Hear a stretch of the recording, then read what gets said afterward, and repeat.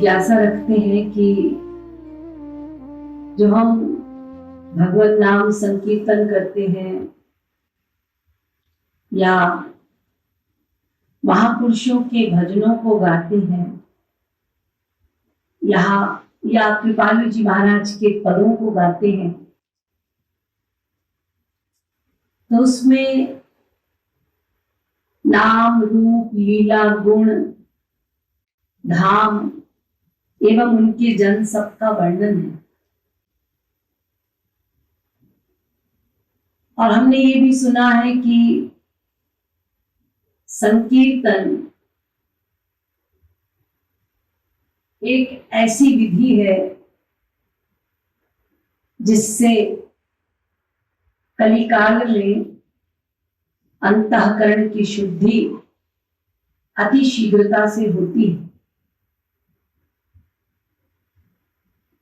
तुलसीदास जी कहते हैं, एहि कलिकाल न साधन दूजा।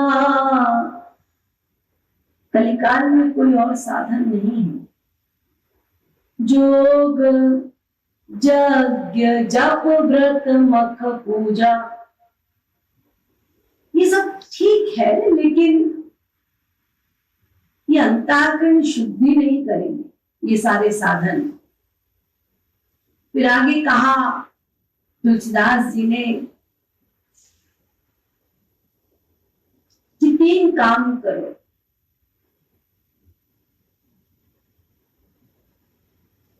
राम ही सुमिरिय गाई राम ही संतत सुनिए, राम गुण ग्राम ही। 3 काम करो। संतों के मुख से ही भगवत विषय का श्रवण करो।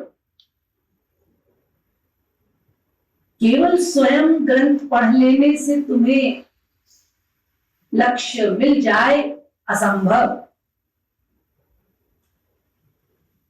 एकमात्र वास्तविक संत के सानिध्य में रहकर ही जीव को उपासना करनी है। एकमात्र वास्तविक संत के शरण में रहकर ही भगवत प्राप्ति का लक्ष्य सिद्ध हो सकता है। ये तुलसीदास जी कह रहे। संतत सुनिए, वास्तविक संत से सुनो भगवान के बारे में, फिर वो जैसा बताए उनके पावन गुणों को गाओ, लेकिन ऐसे ही मत गाना, सुमिरिए, स्मरण करते हुए मन से। फिर आगे कहते हैं तुलसीदास जी, कलयुग केवल नाम आधारा, सुमिरी सुमिरी नर उतरहि पारा। कलयुग में एक ही उपाय। अभी कुछ दिन पहले मैं एक जगह पढ़ रही थी कि सतयुग में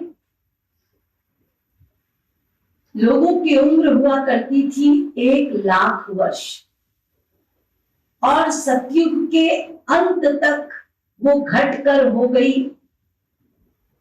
11,000। फिर त्रेता आया, तो त्रेता का प्रारंभ हुआ 11,000 से। लोगों की उम्र होती थी 11,000 वर्ष, लेकिन त्रेता के अंत तक लोगों की उम्र हो गई 1,000 वर्ष।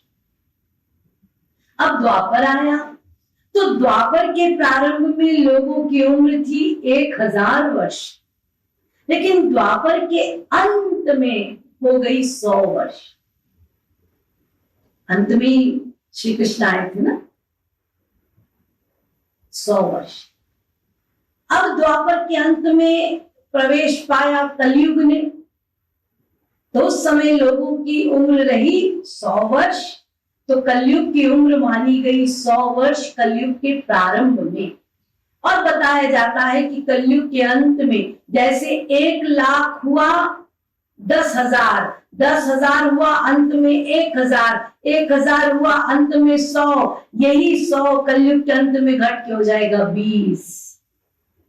लोगों की उम्र मात्र 20 वर्ष रह जाएगी कलयुग के अंत में।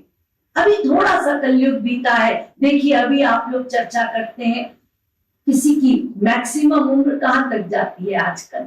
आजकल तो कहा जाता है 60 तक अच्छे अच्छे बीत जाए तो बढ़िया है, और 90 बहुत बड़ी बात है। देखिए घट रही है उम्र। तो सतयुग में लोगों को बहुत समय मिला उपासना के लिए, इसीलिए फल भी देरी से मिलता था। त्रेता में और कम हुई उम्र तो और जल्दी मिला फल, 1 वर्ष में मिलता था साधना का फल। द्वापर में 1 माह में मिलता था साधना का फल, और कलयुग में बताया गया यदि तुम सही सही उपासना साधना करते हो तो तुमको दिन रात में मिल जाएगा साधना का फल, 1 दिन में। ये हिसाब किताब। तो कलयुग एकमात्र उसका आधार है जीव के तरण का नाम। तो ये नाम जब भी आप लें तो वो केवल जिह्वा से नहीं, मीरा ने कहा था ना, राग नहीं अनुराग से गाओ। ये अनुराग कैसे पैदा होगा, ये अनुराग कैसे आएगा, ये भाव कैसे उत्पन्न होंगे, ये हमको ही करना है। भाव बनाएगा जीव, और जीवों को मदद के रूप में स्वयं वास्तविक संत अपनी रचनाओं के द्वारा वो सामग्री प्रदान करते हैं, जिसमें वे अपने पदों में, अपने कीर्तनों में भगवान के नाम, रूप, लीला, गुण, धाम आदि का विस्तार में वर्णन करते हैं, भावों को प्रस्तुत करते हैं, जिससे कि जीव को सहायता मिले और तदनुसार भाव बनाकर जीव भगवान की उपासना करे। उपासना के अंतर्गत पहला नियम स्मरणम भक्ति, मन से स्मरण करो, मन से भाव बनाओ। दूसरा नियम जो भाव बनाओ उस भाव में 2 अवस्थाएं हो, या संयोग या वियोग।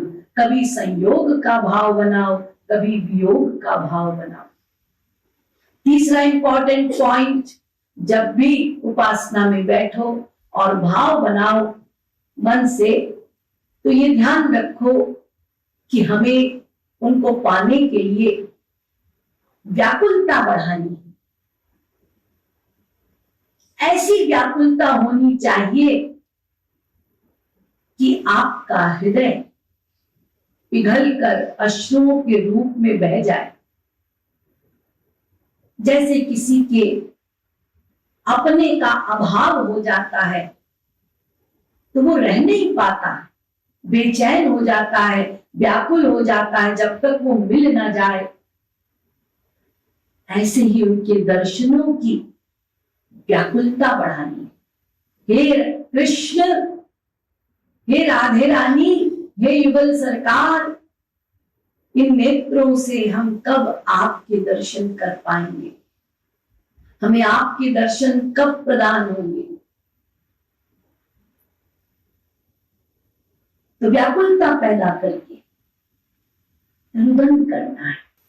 जब एक छोटे बालक की मां खो जाती है तो वो बालक कैसे बेचैन होकर अपनी मां को खोजता है, वो चित्कार, वो रुदन, फिर वो नहीं देखता कौन आ रहा है कौन जा रहा है, आ रही है जा रही है, लेकिन उसको दिखाई नहीं पड़ता आंख होते हुए भी, क्योंकि मन ही नहीं है, मन एक और है, परवाह ही नहीं, मोटर गाड़ी जो जाए वो एकमात्र अपनी मां को खोजता है रोते हुए। ऐसे ही पुकार होनी चाहिए।